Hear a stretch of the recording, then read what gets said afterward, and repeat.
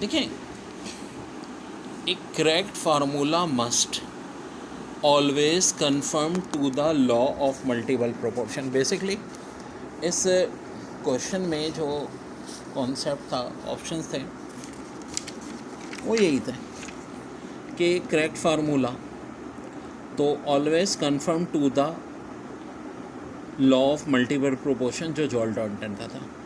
A compound was found to contain nitrogen and oxygen in their ratio 28 gram 80 gram. The formula of the compound is। तो बेटा देखो, सीधी सादी बात है, option A NO तो नहीं हो सकता, लास्ट वाला N2O5 होगा।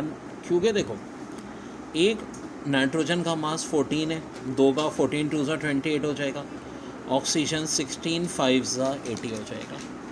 When beta particle are sent through this thin metal film, most of them go straight through the foil has। Option A कह रहे हैं beta particles are heavier than electron, सवाल ही पैदा नहीं होता, सेम चीज़ होती है, बीटा पार्टिकल आर पॉजिटिवली नहीं जी। Most part of the atom is very empty, yes ये करेक्ट ऑप्शन है। फिर कह रहे हैं electronic configuration of M2 plus ion is 2 8 14 and the atomic weight is 56 atmosphere. The number of neutron in its nucleus are. तो बेटा देखो, पहले तो देखो कि 2 8 14 का मतलब है 24 इलेक्ट्रॉन बचे M+2 में, 2 इलेक्ट्रॉन लॉस होने के बाद। इसका मतलब है ओरिजिनल इलेक्ट्रॉन 26 थे, या कह लो 26 प्रोटॉन है। 26 प्रोटॉन है और मास जो होता है प्रोटॉन और न्यूट्रॉन का सम होता है वो 56 है। तो न्यूट्रॉन क्या होंगे, 56 में से 26 माइनस कर लो, आंसर 30। ठीक है, ऑप्शन है quantum number plus of and minus of for the electron spin represent. तो मेरे भाई देखो, पहले प्लस ऑफ बाद में माइनस ऑफ की बात हो रही है। एक ऑप्शन है rotation of electron is clockwise and anti clockwise direction respectively, नहीं जनाब। दूसरा है rotation of electron is anti clockwise and clockwise direction respectively, yes ये आंसर हो जाएगा। फिर कह रहे हैं 1 litre of gas weight 2 gram at 300 kelvin, ठीक है जी, and 1 atmosphere pressure. If the gases is made 75 atmosphere, at which of the following temperature will 1 litre of the same gas weight 1 gram. बेटा बड़ा ही प्यारा सवाल है।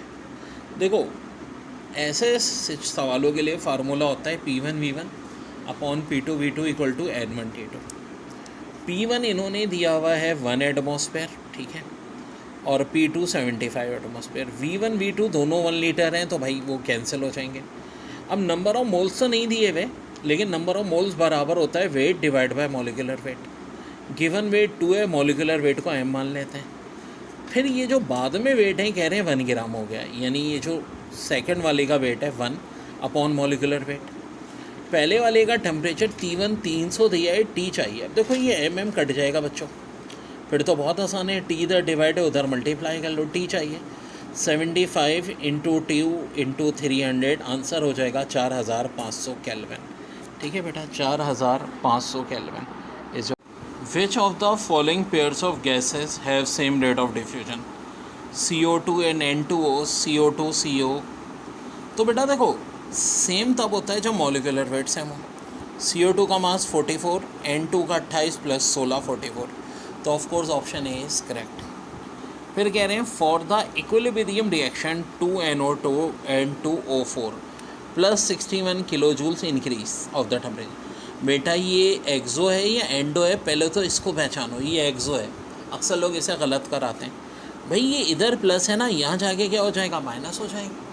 टेम्परेचर हीट निकली है तो ये एक्सोथर्मिक है।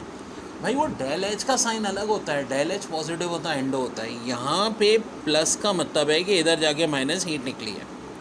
तो बेटा एक्सोथर्मिक रिएक्शन में हमें पता है जब भी टेम्परेचर इंक्रीज करते हैं प्रोडक्ट डीकम्पोज होती है और रिएक्टेंट में कन्वर्ट होने लगती है एक्सोथर्मिक में इंक्रीज टेम्परेचर पे। तो यहाँ कौन सा ऑप्शन करेक्ट होगा, favour the decomposition of N2O4, favour the composition of. Descriptive में बेटा मैं इसका रीज़न भी लिख दूंगा, ये देख लीजिए। वैसे this reaction is exothermic according to Le Chatelier principle, decrease in temperature favour forward reaction, that is above case, increase in temperature favor the decomposition of N2. The value of K for H2 plus CO2 is 1.8. If 1 mole of each H2 and CO2 are placed in 1 liter flask, the final equation are, यानी इनका 1 मोल है, reactant का of course product का 0 होगा, Kc 1.8 दिए, तो हमसे पूछ रहे हैं फाइनल इक्विलिब्रियम कंसंट्रेशन। अब बेटा देखो, जितने भी Kc के इस टाइप के सवाल होते हैं, हम एक ट्रिक लगाते हैं, भाई रिएक्टेंट है ना 1 मोल है, प्रोडक्ट 0 होगी, जितने प्रोडक्ट में मोल बनेंगे रिएक्टेंट में उतने कम होंगे। प्रोडक्ट के मोल को x मान लो, यानी हमें x ही चाहिए होगा, तो रिएक्टेंट 1 माइनस x हो जाएगा बेटा। Kc कैसे लिखते हैं, प्रोडक्ट की वैल्यू हमेशा ऊपर, रिएक्टेंट की यानी नीचे। अब क्या होगा, Kc 1.8 दिया है, तो बेटा जब भी इस तरह का सवाल हो ना, स्क्वायर रूट ले लो। क्यों, 1.8 का स्क्वायर रूट हो गया 1.34, एक्स स्क्वायर का x, 1 माइनस एक्स स्क्वायर का 1 माइनस एक्स, क्रॉस मल्टीप्लाई करो, 1 से किया 1.34, माइनस एक्स से किया माइनस 1.34। अब यहाँ पे इक्वल टू x चल रहा है बेटा, ये जो माइनस 1.34 है ना, इधर आगे प्लस हो गया 2.34, 1.34 को डिवाइड करें 2.34 से, तो देखो एक्यूरेट तो ये आना चाहिए। अब करीब तरीन ऑप्शंस में आप देखोगे, जो 0.5 से बड़ा एक ही ऑप्शन है 0.531। बेटा अंडरस्टूड सी बात है कि 1.34 को जब 2.34 से डिवाइड करेंगे, क्योंकि 234 का आधा 117 होता है, तो 0.5 से बड़ा आंसर आएगा। तो जो भी 0.5 से बड़ा ऑप्शन है उसको टिक मार दीजिएगा। What will be the major product of the following, यार बड़ा ही ख़तरनाक है आंसर बॉर्डर लाइन स्ट्रक्चर में। यानी ये देखो, ये जो चीज़ है ना, ये मिथाइल ग्रुप को शो कर रही है, तो यहाँ भी मिथाइल यानी टॉलिन है। हम सबको पता है कि मिथाइल ऑर्थो पैरा डायरेक्टर होता है, तो अब आने वाले को ऑर्थो पैरा पोजीशन पे भेजेगा, या तो ऑर्थो या पैरा। अब देखो यहाँ क्या है, C2H5COCl। तो बेटा आप लोगों की आसानी के लिए मैं इसको ऐसे खोल देता हूँ, ठीक है, ये COCl ना, कार्बन ऑक्सीजन डबल बॉन्ड है C2। देखो बेटा जब भी ऐसा होगा ना, ये इलेक्ट्रोफिलिक सब्सटीट्यूशन होगी, AlCl3 भी मौजूद है, ठीक है। फिडल क्राफ्ट रिएक्शन में अल्काइलेशन ये या एसाइलेशन होती है, तो देखो ये Cl अलग होगा। अब बेटा ये जो Cl अलग होगा ना, Cl कभी भी नहीं आएगा, याद रखो, हमेशा नेगेटिव पार्ट अलग हो जाता है, पॉजिटिव पार्ट जो है हाइड्रोजन की जगह लेता है, और जो हाइड्रोजन है इस नेगेटिव के साथ HCl अलग से बना लेगा।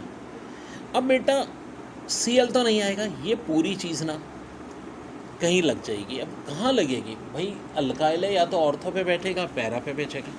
आज स्ट्रक्चर देखते हैं बेटा, ये तो मेटा आ गया, देखो ना, ये अल्काइल ग्रुप यानी मिथाइल है, एक छोड़ के तो मेटा होता है, ये नहीं हो सकता, ये बिल्कुल यही है, क्योंकि देखो बिल्कुल सामने क्या होता है, पैरा होता है, या पैरा होता है ऑर्थो होते हैं। CD तो वैसे ही नहीं हो सकते भाई, क्योंकि Cl आ रहा है, Cl थोड़ी आता है। इलेक्ट्रोफिलिक सब्स्टिट्यूशन में क्या आता है, पॉजिटिव पार्ट आता है, तो CD तो धुरफिट्टे मुँह हो गए। ए वाला इसलिए नहीं होगा कि एक छोड़ के बी वाला हमारा आंसर हो जाएगा।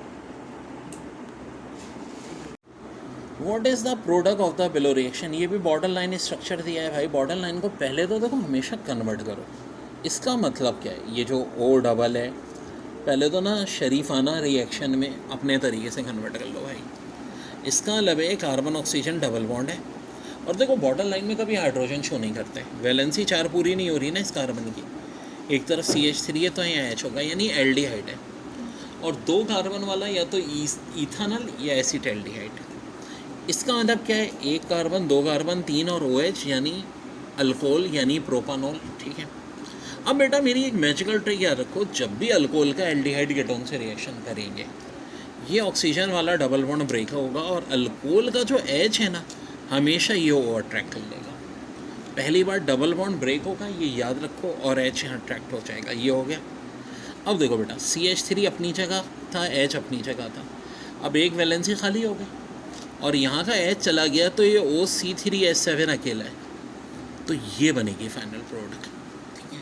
अब हमें इसे बॉर्डर लाइन में कन्वर्ट करना है, ये भी एक बड़ा मसला है। ऑप्शन में देखेंगे बॉर्डर लाइन के लिहाज से क्या बने, यानी कार्बन जो है अब इसके चारों वैलेंसीज फिल हैं, और एक तरफ अच्छा बॉर्डर लाइन में ये H शो नहीं होता, ठीक है।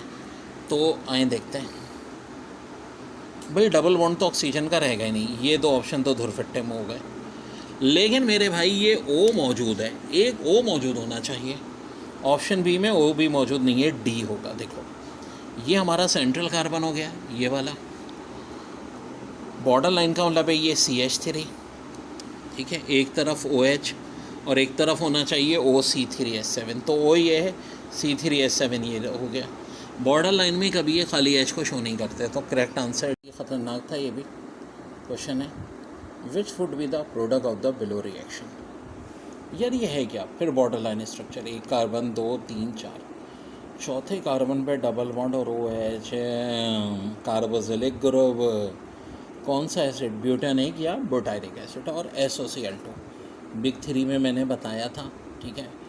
और बच्चों सीधी सादी बात है, जब भी SOCl2 हो इसका काम होता है OH की जगह Cl लगाना, तो पूरा स्ट्रक्चर यूं का तू रहेगा, बस OH की जगह क्या रख जाएगा, Cl लग जाएगा। ये मेरा डी आंसर हो जाएगा।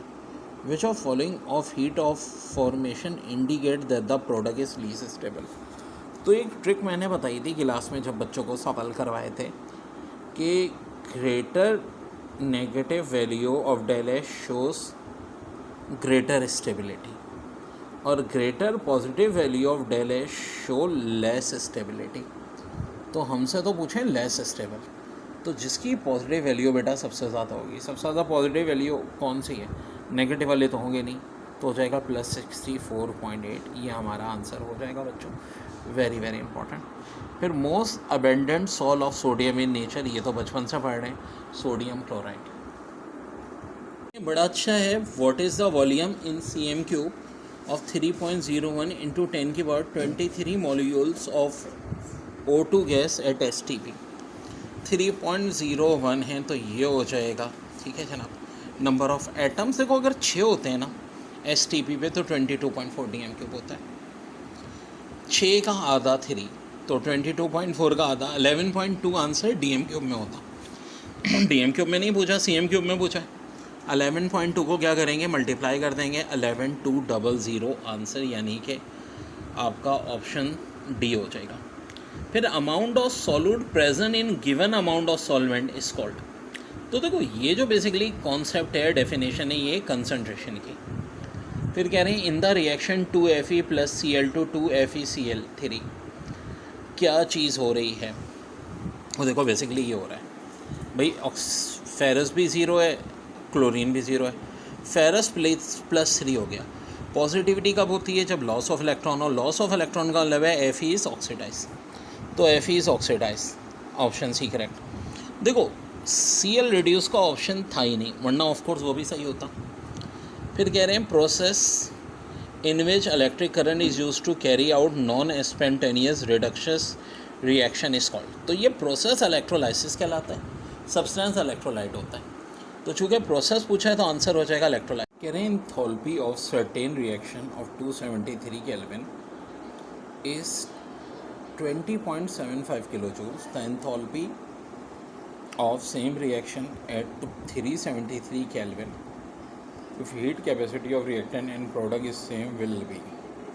ओ यार ये बड़ा की पॉइंट है, हीट कैपेसिटी रिएक्टेंट और प्रोडक्ट की अगर सेम होती है तो भाई एंथैल्पी में कोई फ़र्क नहीं पड़ता। यानी 273 केल्विन पे थी, जहन में रखो हीट कैपेसिटी रिएक्टेंट प्रोडक्ट की सेम हो तो टेम्परेचर चेंज होने से कोई फ़र्क नहीं पड़ता। 273 पे जो थी -20.75 वही 373 पे होगी, यानी ऑप्शन ए इज़ करेक्ट। कह रहे हैं gas that react with calcium oxide and not with sodium bicarbonate. तो ये रखो कार्बन डाइऑक्साइड कैल्शियम ऑक्साइड के साथ मिलेगी तो कैल्शियम कार्बोनेट बन जाएगा। फिर है विच of following statement is correct. ये भी भाई लोग बहुत रॉन्ग पढ़ाते हैं, याद रहे H3BO3 डाइबेसिक है, ट्राइबेसिक नहीं है। और जितने एसिड हैं ये अच्छे ऑक्सीडाइजिंग एजेंट होते हैं, रिड्यूसिंग नहीं हो सकते, तो ए ऑप्शन भी नहीं हो सकता, बी सी भी नहीं है, तो करेक्ट आंसर हो जाएगा option D. Which of following about H2S is false. तो करेक्ट आंसर है it is a weak based water.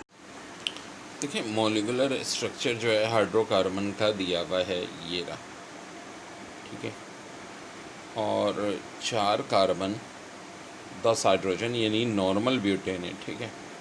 कह रहे हैं तो इसका आइसोमर क्या होगा, तो यार सबसे पहली बात तो 4 कार्बन होने चाहिए। ऑप्शन ए तो होने से रहा 5 कार्बन है इसमें, ठीक है। ध्यान से देखें, यहाँ 4 कार्बन 10 हाइड्रोजन बिल्कुल है जी। 5 कार्बन सी वाला भी नहीं हो सकता, डी वाले में डबल बॉन्ड है, तो ये बी वाला होगा। बस फ़र्क ये है कि ये जो क्वेश्चन में नॉर्मल ब्यूटेन था और यहाँ पर अब ये क्या हो जाएगा, आइसोब्यूटेन। देखो ये सिर्फ ना घुमाया है, कुछ भी नहीं था। आपसे मॉलिक्यूलर स्ट्रक्चर पूछा था, अलबत्ता दे इतना बड़ा दिया गया था। फार्मूला ऑफ प्लास्टर पेरिस हम सबको अच्छी तरह पता है बच्चों, CaSO4.12H2O, ठीक है। CaSO4.12H2O। कह रहे हैं ionic covalent and coordinate covalent bond are simultaneously present in the molecular geometry of. तो देखो करेक्ट आंसर है अमोनियम हाइड्रोक्साइड। कुछ ऐसा स्ट्रक्चर होता है, नाइट्रोजन का 3 हाइड्रोजन के साथ कोवेलेंट बॉन्ड, चौथा ये जो होता है यहाँ कोऑर्डिनेट कोवेलेंट बॉन्ड है। एरो जाहिर कर रहा है कि नाइट्रोजन अपना लोन पेयर इधर दे रहा है, और ये NH4 पे पॉजिटिव आइन, OH पे नेगेटिव आइन, यानी आयनिक बॉन्ड भी है। तो इसका मतलब तीनों के तीनों किसमें पाए जाते हैं, ionic covalent coordinate ammonium hydroxide. फिर कह रहे हैं all amino acid contain the functional group. तो भाई NH2 ग्रुप भी होता है और CO2H भी होता है, ठीक है। COOH को इस तरह लिख सकते हैं ना, तो आंसर हो जाएगा बोथ ए एंड बी।